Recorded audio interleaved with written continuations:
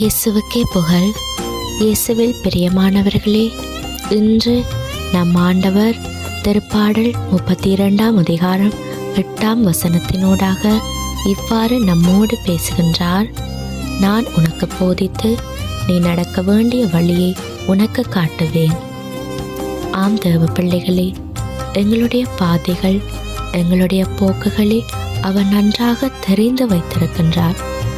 பல நேரங்களில் நாங்கள் போகிற பாதை தான் சரியாக இருக்கும் என்று நினைச்சு பயணிக்கிறோம். இறுதியில் படுகுழியில் விழுந்து ஆண்டவரை குறை சொல்லுவோம். எங்களை கைவிட்டுட்டார், எங்களை அன்பு செய்யலை, எங்களுக்கு உதவி செய்யலை என்று குறை மட்டும் சொல்லுவோம். ஆனால் நாம் ஒரு நாளும் சிந்தித்து பார்த்ததே இல்லை. ஆண்டவர் நமக்காக ஒரு பாதையை நியமிச்சிருக்கின்றார். அதனூடாக பயணிக்கும் போது நமக்காக அவர் நியமிச்சிருக்கிற சகல நன்மையும் இறுதியாக நமக்கு கிடைக்கும் என்று நாம் அன்றாடம் வேதாகமத்தை எடுத்து தியானிக்கும் போது ஆண்டவர் நம்மோடு பேசுவதையும் நாம் போக வேண்டிய பாதையையும் செய்ய வேண்டிய காரியங்களையும் நமக்கு சொல்லித் தருவார் என்பதை ஆழ்மனதில் இருந்து உணர்ந்து கொள்ள வேண்டும்.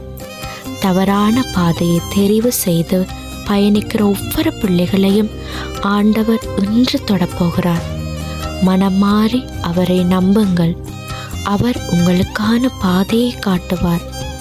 இருளில் நடந்து கொண்டிருக்கும் தேவ பிள்ளைகளே, ஆண்டவர் உங்களுக்காகத்தான் இன்று இந்த வார்த்தையை கொடுத்திருக்கிறார்.